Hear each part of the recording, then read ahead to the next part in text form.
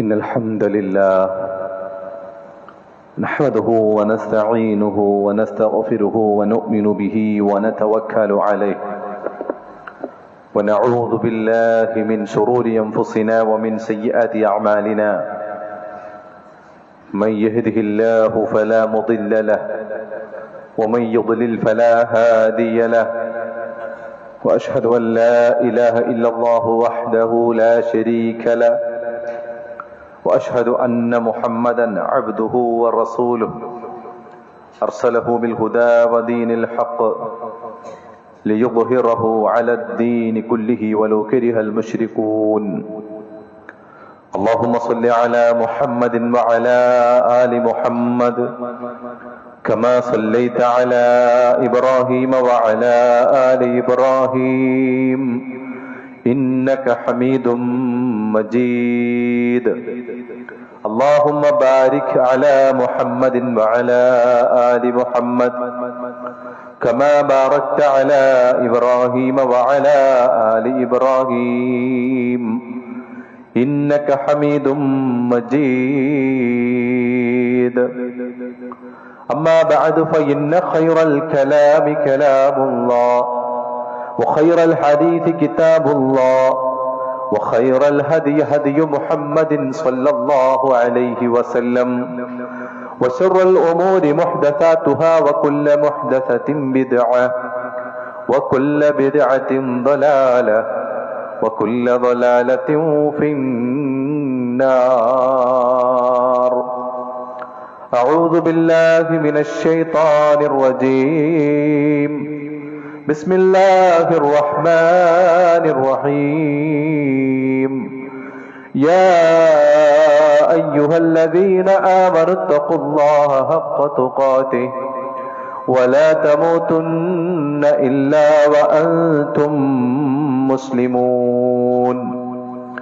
يا أيها الناس اتقوا ربكم الذي خلقكم من نفس واحدة وخلق منها زوجها وبث منهما رجالا كثيرا ونساء واتقوا الله الذي تساءلون به والأرحام إن الله كان عليكم رقيبا.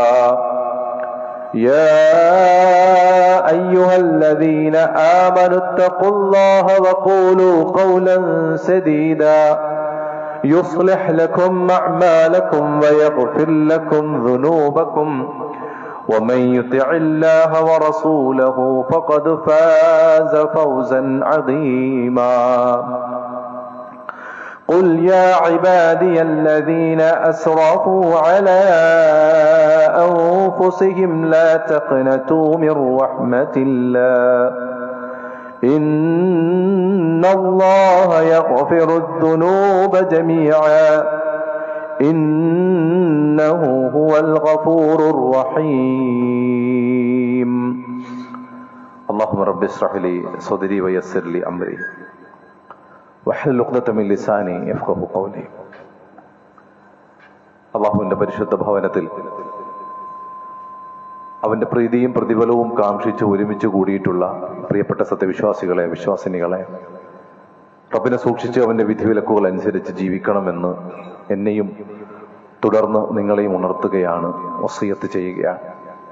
റബ്ബ് സുബ്ഹാനഹു വ തആല നമ്മളുടെ അമൽ സ്വാലിഹാത്തുകൾ മുഴുവൻ പരിപൂർണമായും സ്വീകരിച്ച് പാപങ്ങൾ പൊറുത്ത് നാളെ സ്വർഗത്തിന്റെ ഉന്നത ദറജകളിൽ ജന്നാത്തുൽ ഫിർദൗസിൽ നമ്മേവരെയും ഉൾപ്പെടുത്തി അനുഗ്രഹിക്കുമാറാകട്ടെ. പ്രിയമുള്ളവരെ, പരിശുദ്ധ റമദാൻ അത് വിട പറയുന്നതിന്റെ വക്കിൽ എത്തി നിൽക്കുകയാണ്. വിരലിലെണ്ണാവുന്ന കുറഞ്ഞ ദിവസങ്ങൾ കൂടി കഴിയുമ്പോൾ ഒരുപക്ഷെ അടുത്ത ഒരു വെള്ളിയാഴ്ച ദിവസം ഷക്കിന്റെ ദിവസമാണ്. ചിലപ്പോൾ 29 പ്രദൃശ്യമായാൽ വെള്ളിയാഴ്ച നമ്മൾ ഈദുൽ ഫിത്തറിലേക്ക് പ്രവേശിക്കും. നമ്മളെ സംബന്ധിച്ചിടത്തോളം അത്രത്തോളം ചുരുങ്ങിയ ദിവസങ്ങൾ മാത്രമാണ് ഇനി നമ്മുടെ മുമ്പിൽ അവശേഷിക്കുന്നത്. ഭൂരിഭാഗം ദിവസങ്ങളും കഴിഞ്ഞു. നമ്മൾ എന്ത് ചെയ്തു എന്നുള്ള ഒരു ചിന്ത ഈ സന്ദർഭങ്ങളിൽ നമുക്കുണ്ടാകണം.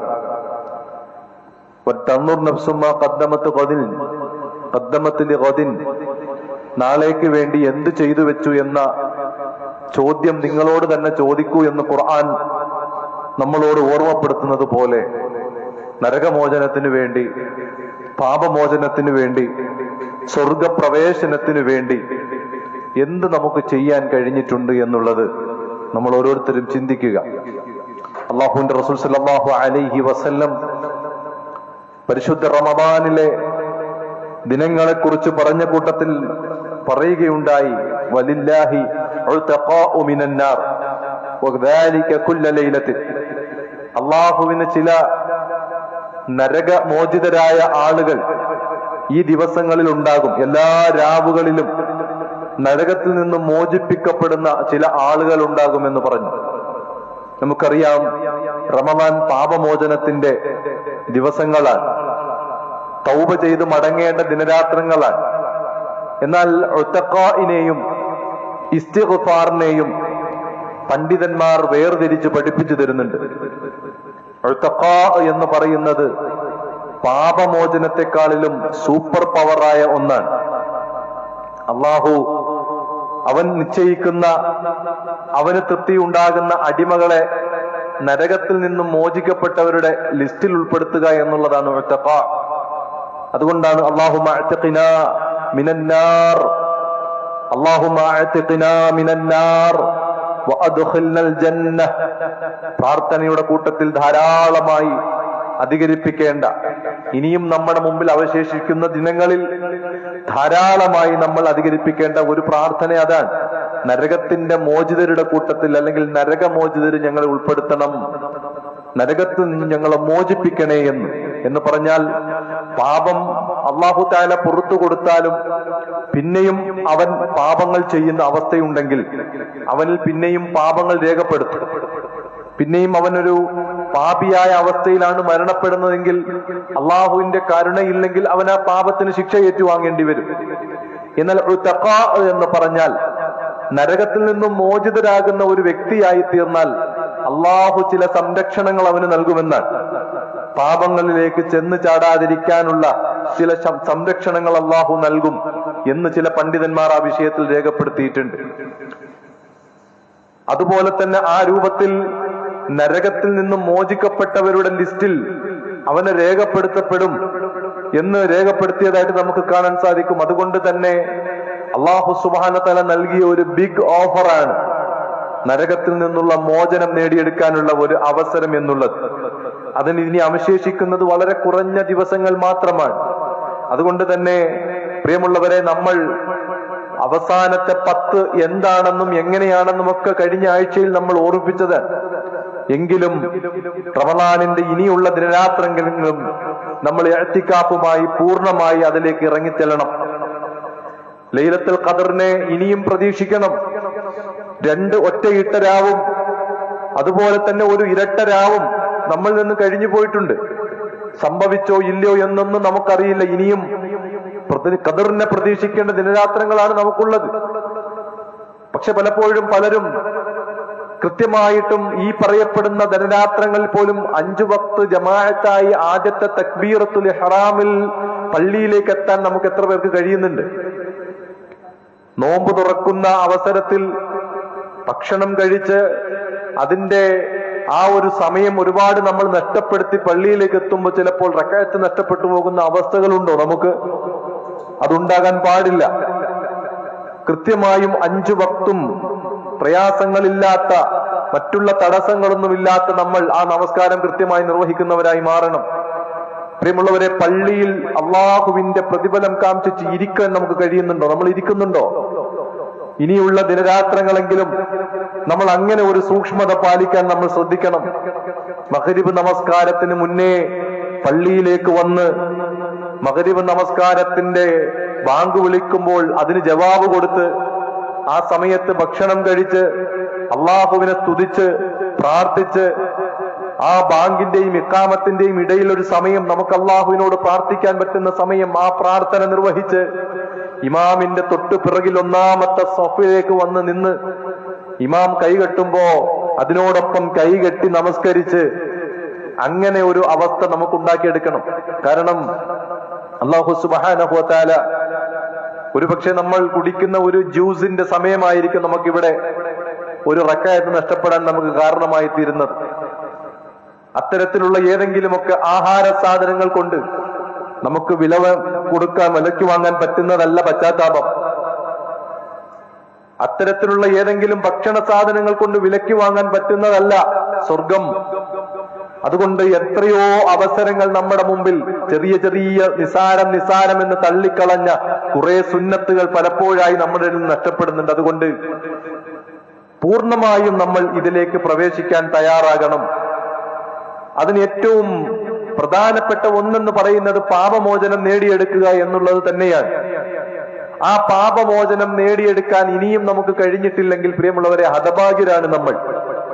അള്ളാഹുവിന്റെ റസൂൽ സല്ലല്ലാഹു അലൈഹി വസല്ലമ ഒരിക്കൽ നമ്മളൊക്കെ കേട്ടിട്ടുള്ളതാണ്, മിമ്പറിലേക്ക് കയറുന്ന സമയത്ത് ആമീൻ പറഞ്ഞ ജിബ്രീൽ അലൈഹിസ്സലാമിന്റെ പ്രാർത്ഥനയ്ക്ക് ആമീൻ പറഞ്ഞ ആ സന്ദർഭത്തിൽ ഒരു പ്രാർത്ഥന, മൻ അദ്റക ശഹ്റ റമദാൻ, ഒരാൾക്ക് റമദാൻ മാസം ലഭിച്ചിട്ട് ഫലം യുഗ്ഫർ ലഹു, അവൻ ആ റമദാനിലൂടെ ആ ദിനരാത്രങ്ങളിലൂടെ അവന്റെ പാപങ്ങളൊക്കെ പൊറുക്കപ്പെടുന്ന ഒരവസ്ഥയിലേക്ക് എത്താൻ കഴിഞ്ഞിട്ടില്ലെങ്കിൽ, അവന് പരിശുദ്ധി നേടിയെടുക്കാൻ സാധിച്ചിട്ടില്ലെങ്കിൽ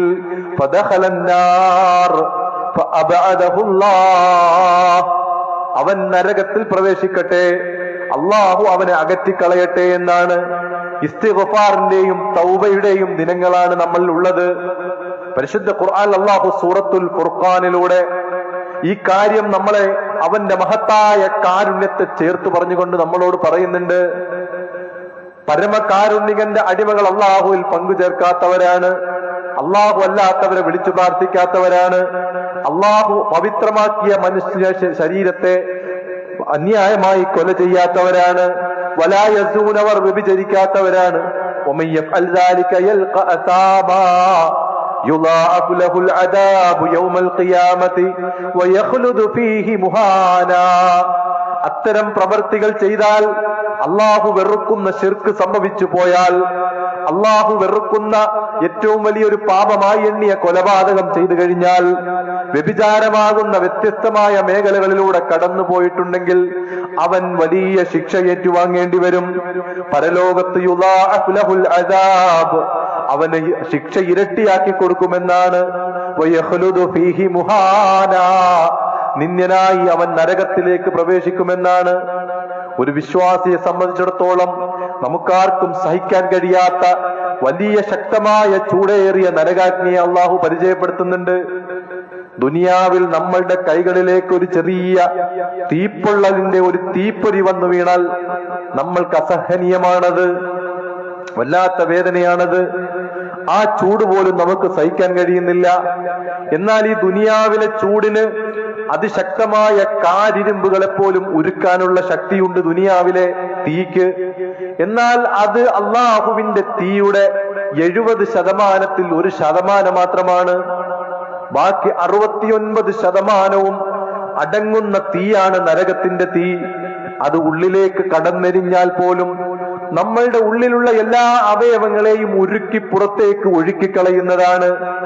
നമ്മളുടെ ശരീരത്തെ മുഴുവൻ അത് ഉരുക്കിക്കളയുന്നതാണ്. അതിശക്തമായ ആ നരകാഗ്നിയെ താങ്ങാൻ, ദുനിയാവിലെ ഈ നിസാരമായ തീയെ താങ്ങാൻ കഴിയാത്ത നമുക്ക് പറ്റുമോ? ഒരിക്കലും പറ്റൂല, ഒരിക്കലും നമുക്ക് താങ്ങാൻ കഴിയൂല. അത്രത്തോളം ശക്തിയേറിയ ആ നരകത്തിലേക്ക് അല്ലാഹു വലിച്ചെറിയുന്ന പ്രവർത്തനങ്ങളിൽ നിന്നും രക്ഷപ്പെടാനുള്ള ഒരു മാർഗം ഈ കാര്യങ്ങൾ പറഞ്ഞതിന് ശേഷം അല്ലാഹു പറയുന്നു, ഇല്ലാ മൻ താബ വആമന വഅമില അമലൻ സാലിഹാ ഫഉലൈക യുബദ്ദിലുല്ലാഹു സയ്യിആതിഹിം ഹസനാത് വകാന അല്ലാഹു ഗഫൂറർ റഹീമാ. എന്നാൽ ഈ പ്രവർത്തികളൊക്കെ ചെയ്തിട്ട് നരകത്തിന്റെ പ്രവർത്തനങ്ങൾ ചെയ്ത് അങ്ങനെ മുന്നോട്ട് പോകുന്നതിനിടയിൽ ഖേദിച്ചു മടങ്ങാൻ അവൻ തയ്യാറാണെങ്കിൽ, പശ്ചാത്തപിച്ച് റബ്ബിന്റെ അടുക്കൽ ഏറ്റു പറയാൻ തയ്യാറാണെങ്കിൽ, പ്രത്യേകിച്ചും റമളാനിന്റെ പ്രത്യേകമാക്കപ്പെട്ട അള്ളാഹു അവന്റെ ഇരുകരങ്ങളും നീട്ടിവെക്കുന്ന രാത്രിയുടെ അന്ത്യയാമങ്ങളിൽ ഒന്നാനാകാശത്തേക്ക് റബ്ബിറങ്ങി വരുന്ന, അടിമകളുടെ പാപങ്ങളെ ഏറ്റെടുക്കാൻ വേണ്ടി ഇറങ്ങി വരുന്ന, പാപമോചനം നൽകാൻ തയ്യാറായി ഇറങ്ങി വരുന്ന ഈ ദിനരാത്രങ്ങളെ നിറഞ്ഞ കണ്ണുകളോടെ ജീവിതത്തിൽ നമ്മൾ ചെയ്തു പോയ തെറ്റുകളൊക്കെ ഒന്ന് ഓർത്തെടുക്കുക. കഴിഞ്ഞ ദിനരാത്രങ്ങളിൽ ചെയ്തു പോയ പാപങ്ങളൊക്കെ നമ്മൾ ഒന്നുകൂടി ഒന്ന് ഓർത്തെടുക്കുക. അള്ളാഹുവിനോട് എണ്ണി എണ്ണി പറയുക, റബ്ബേ ഇന്നത് ഞാൻ ചെയ്തിട്ടുണ്ട്, ഇന്ന പ്രവർത്തികൾ ഞാൻ ചെയ്തു പോയിട്ടുണ്ട്, സാമ്പത്തിക രംഗത്ത് ഇന്ന വിഷയങ്ങൾ എനിക്ക് സംഭവിച്ചിട്ടുണ്ട്, സ്വകാര്യ ജീവിതത്തിൽ പല പല തെറ്റുകളും സംഭവിച്ചു പോയിട്ടുണ്ട്, കുടുംബ ജീവിതത്തിൽ പല വീഴ്ചകളും സംഭവിച്ചു പോയിട്ടുണ്ട്. അത്തരത്തിൽ റബ്ബേ നീ എനിക്ക് പുറത്തു തരണം. ഞാൻ അറിഞ്ഞതും ഞാൻ അറിയാത്തതുമായ എല്ലാ പാപങ്ങളെക്കുറിച്ചും ഏറ്റവും നന്നായി അറിയുന്നവനായ റബ്ബേ നീ എനിക്ക് പുറത്തു തരണം. എന്നോട് നീ കരുണ കാണിക്കണം. എനിക്ക് നീ പരിശുദ്ധി പ്രദാനം ചെയ്യണം എന്ന് കരഞ്ഞ് കരങ്ങിയ കണ്ണുകളുമായി അള്ളാഹുവിനോട് പറയാൻ നമുക്ക് കഴിഞ്ഞാൽ ആ നിലപാട് നമ്മളൊന്ന് വ്യക്തമാക്കണം. ഇനി അതിലേക്ക് ഞാൻ പോകില്ല. വ്യക്തിപരമായ വിഷയങ്ങളാണെങ്കിൽ ആ വ്യക്തികളോട് പൊരുത്തം വാങ്ങിയിട്ട് നമ്മൾ ഇസ്തിഗ്ഫാർ നടത്തണം. സാമ്പത്തികമായ വിഷയങ്ങളിലുള്ള വീഴ്ചകളാണെങ്കിൽ ആ വീഴ്ചകൾ പരിഹരിച്ച് നമ്മൾ അള്ളാഹുവിനോട് ഇസ്തിഗ്ഫാർ നടത്തണം. സക്കാത്ത് നൽകാതെ നമ്മളുടെ സമ്പത്തിനോടൊപ്പം സക്കാത്തിന്റെ ധനവും കൂടിക്കലർന്ന മലിനമായ അവസ്ഥയിലാണ് സമ്പത്തുള്ളതെങ്കിൽ ആ സക്കാത്തിനെ കൊടുത്തു വീട്ടാനുള്ളത് കൊടുത്തു വീട്ടി സമ്പത്തിനെ ശുദ്ധീകരിച്ചിട്ട് റബ്ബിനോട് ഖേദിച്ചു മടങ്ങണം. അങ്ങനെ ഖേദിച്ചു മടങ്ങാൻ തയ്യാറായാൽ, ഇനി അതിലേക്കില്ലെന്ന് ഉറപ്പിച്ചാൽ, ചെയ്ത വിഷയത്തിൽ ഖേദം പ്രകടിപ്പിച്ചാൽ, അല്ലാഹു തആല പറയുകയാണ്, വആമന വഅമില അമലൻ സാലിഹാ, വിശ്വാസിയായി സൽക്കർമ്മകാരിയായി നീ തിരികെ വരാൻ തയ്യാറാണെങ്കിൽ ഫഉലൈക യുബദ്ദിലുല്ലാഹു സയ്യിആതിഹിം ഹസനാത്ത്, ജീവിതത്തിൽ അറിഞ്ഞും അറിയാതെയും ചെയ്തു പോയ ആയിരക്കണക്കിന് പാപങ്ങളുണ്ടോ, പതിനായിരക്കണക്കിന് തിന്മകളുണ്ടോ, അള്ളാഹു അതിനെയെല്ലാം നന്മയാക്കും. സുബ്ഹാനല്ലാഹ്, അള്ളാഹു എത്ര പരിശുദ്ധനാണ്. ചെയ്തുപോയ തിന്മകളെപ്പോലും നന്മയാക്കി രേഖപ്പെടുത്തി സ്വർഗത്തിലേക്ക് കടക്കാനുള്ള അവസരം അള്ളാഹു ഒരുക്കിത്തരും. അതുകൊണ്ടാണ് പറയുന്നത്, ഖുൽ യാ ഇബാദിയല്ലദീന അസ്റഫൂ അലാ അൻഫുസിഹിം ലാ തഖ്നതൂ മിർ റഹ്മത്തില്ലാഹ്.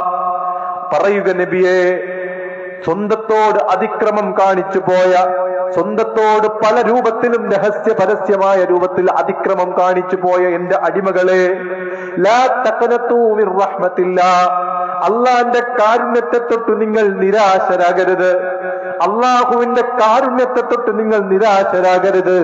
ഇന്നല്ലാഹ യഗ്ഫിറുദ് ദുനൂബ ജമീഅ, അള്ളാഹു എല്ലാം പുറത്തു തരാൻ, മുഴുവൻ പാപങ്ങളും പുറത്തു തരാൻ തയ്യാറാണ്.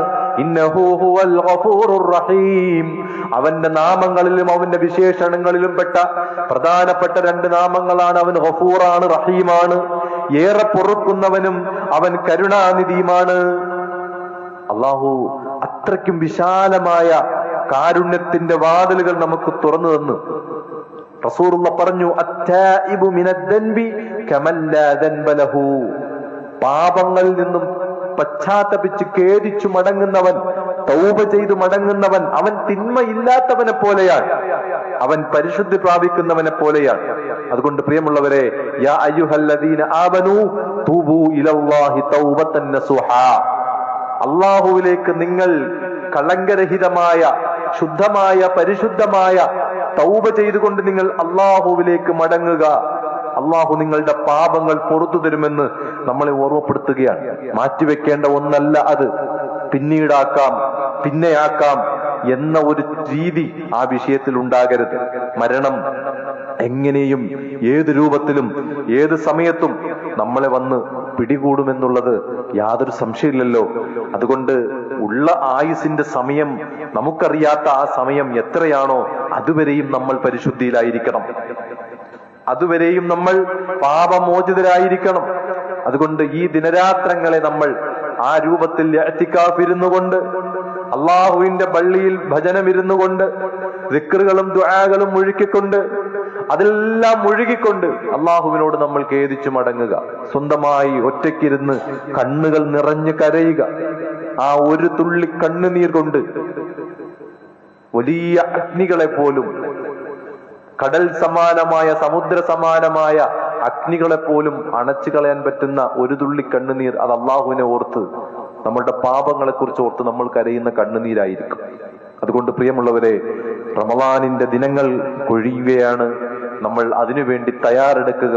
പാപമോചിതരായി തന്നെ നമ്മൾ ഈ റമളാനിൽ നിന്ന് പുറത്തിറങ്ങണം. അല്ലാഹു സുബ്ഹാനഹു വ തആല നമ്മളുടെ മുഴുവൻ പാപങ്ങളും പുറത്ത്, നമ്മൾ നടത്തുന്ന പശ്ചാത്താപങ്ങൾ അല്ലാഹു സുബ്ഹാനഹു വ തആല സ്വീകരിച്ച് നാളെ പരലോകത്ത് സ്വർഗത്തിന്റെ ഉന്നത ദറജകളിൽ നമ്മേവരെയും പ്രവേശിപ്പിച്ച് അനുഗ്രഹിക്കുമാറാകട്ടെ.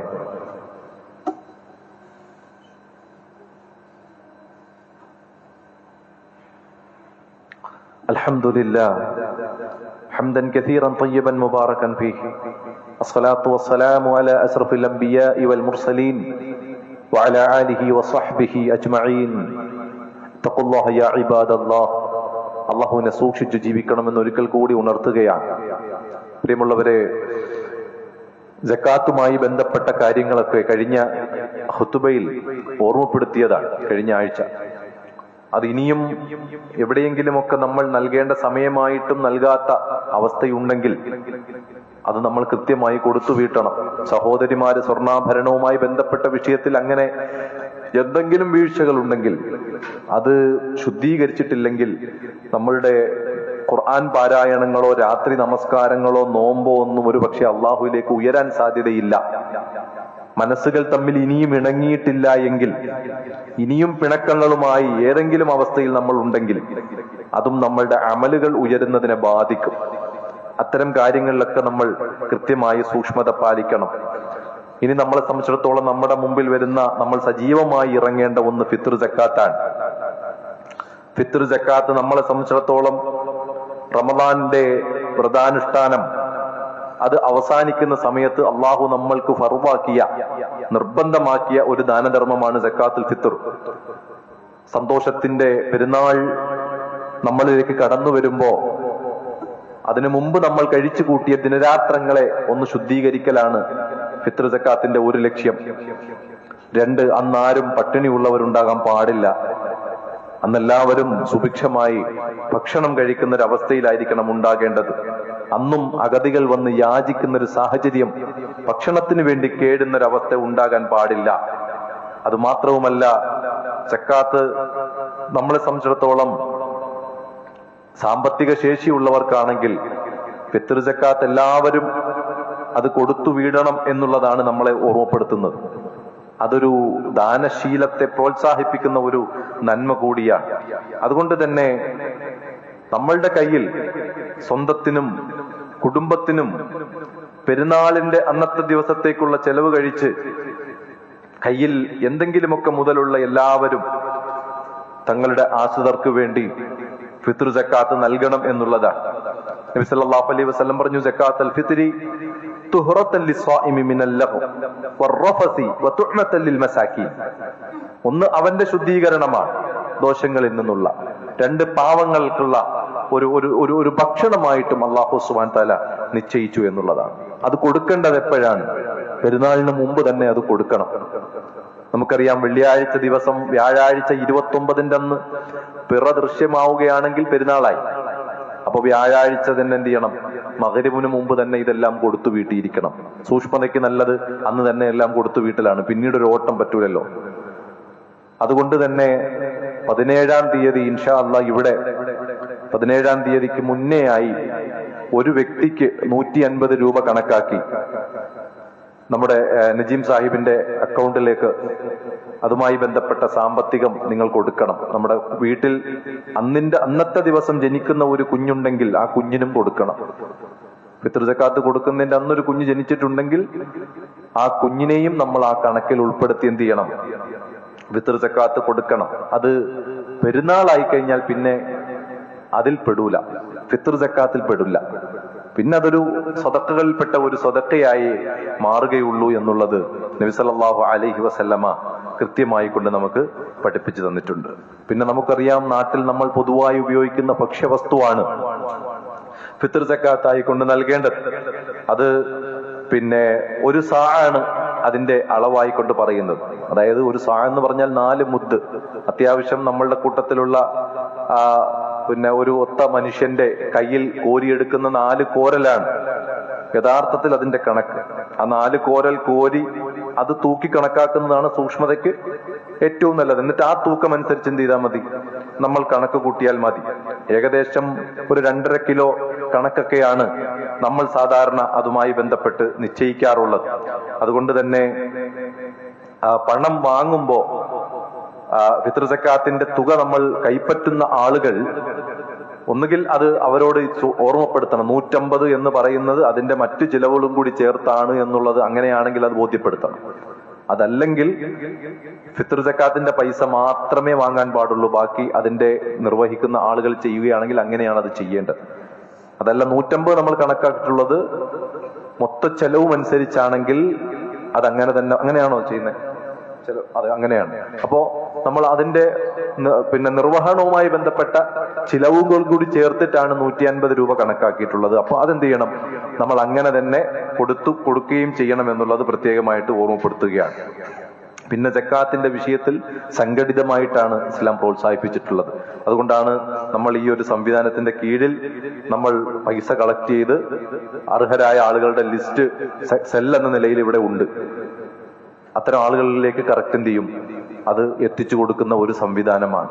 രണ്ടാമത്തെ ഒരു കാര്യം നമുക്കറിയാം, ഈദുൽ ഫിത്തർ ചെറിയ പെരുന്നാൾ വെള്ളിയാഴ്ച ദിവസം ആണ് എങ്കിൽ നമ്മളെ സംബന്ധിച്ചിടത്തോളം എല്ലാ വർഷവും നമ്മൾ നടത്താറുള്ളത് പോലെ കൃത്യം 7 മണിക്ക് നമ്മുടെ ഈ പള്ളിക്ക് തൊട്ട് പിന്നെ സൈഡിലായിട്ടുള്ള നമ്മുടെ മുറ്റത്തിന്, ജിംസാമിന്റെ വീടിന്റെ മുറ്റത്താണ് നമ്മൾ ഈദ്ഗാഹ് ഒരുക്കാറുള്ളത്. അവിടെ കൃത്യം 7 മണിക്കായിരിക്കും നമസ്കാരം ആരംഭിക്കുക ഇൻഷാ അല്ലാഹ്.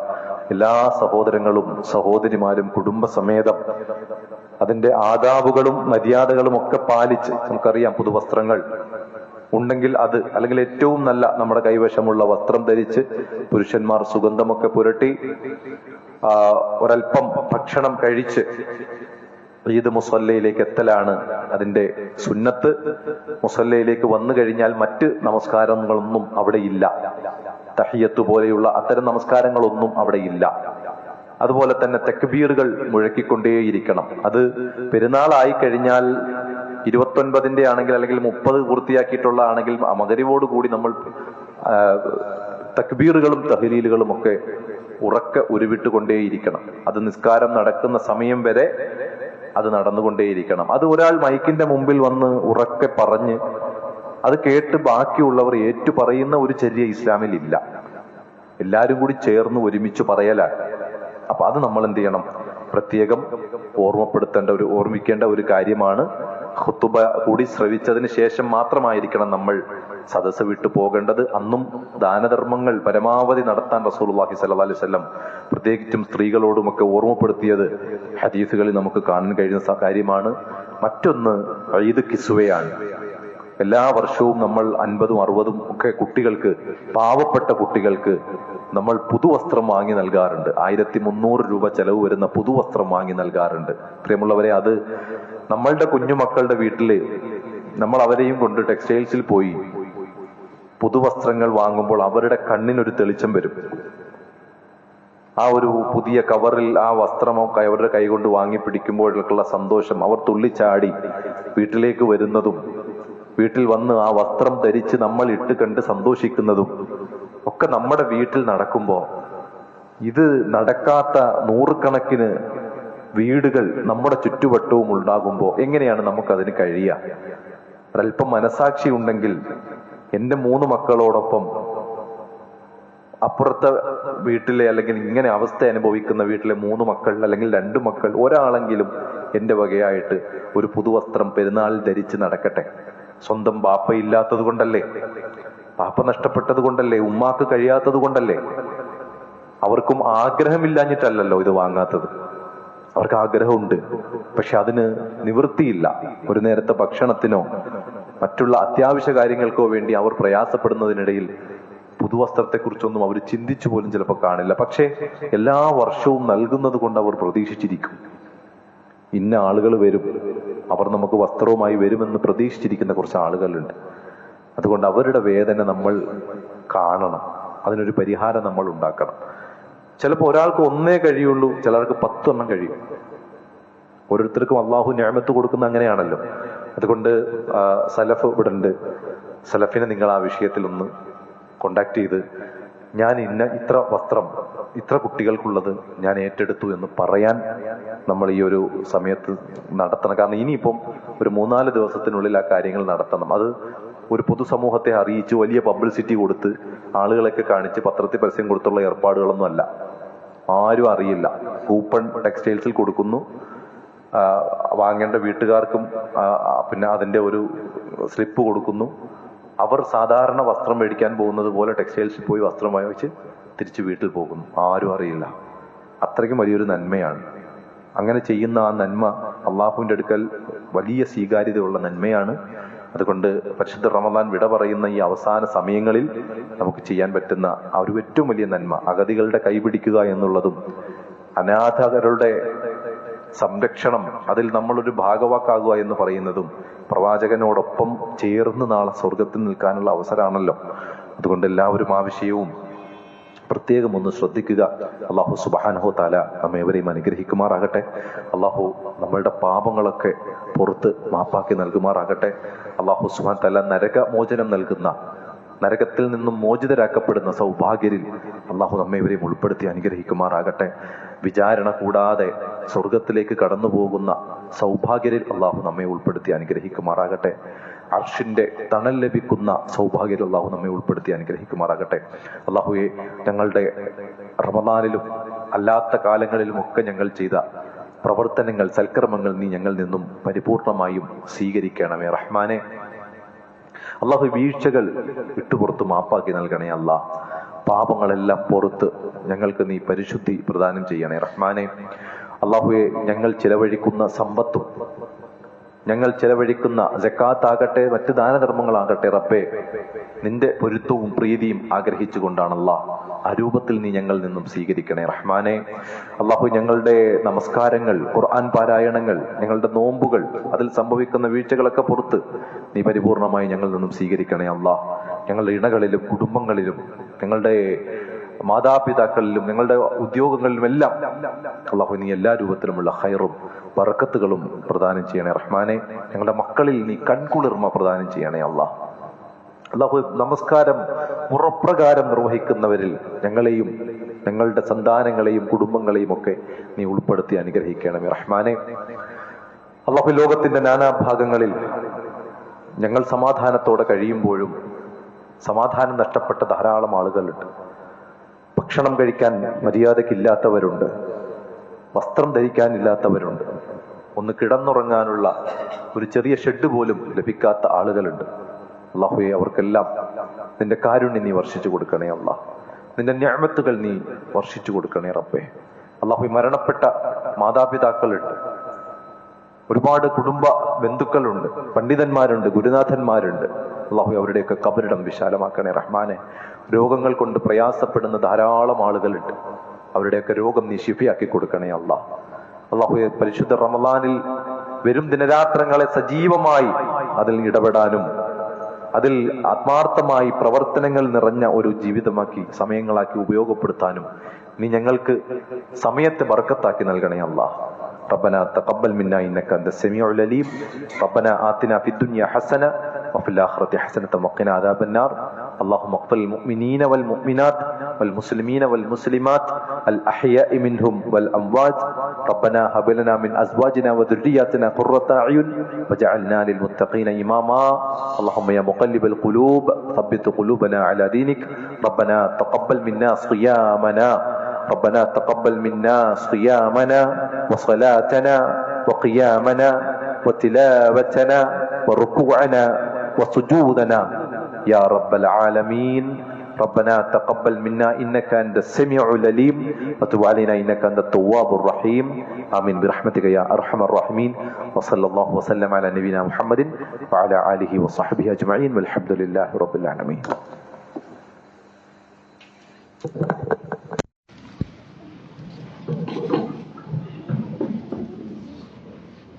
الله أكبر الله أكبر أشهد أن لا إله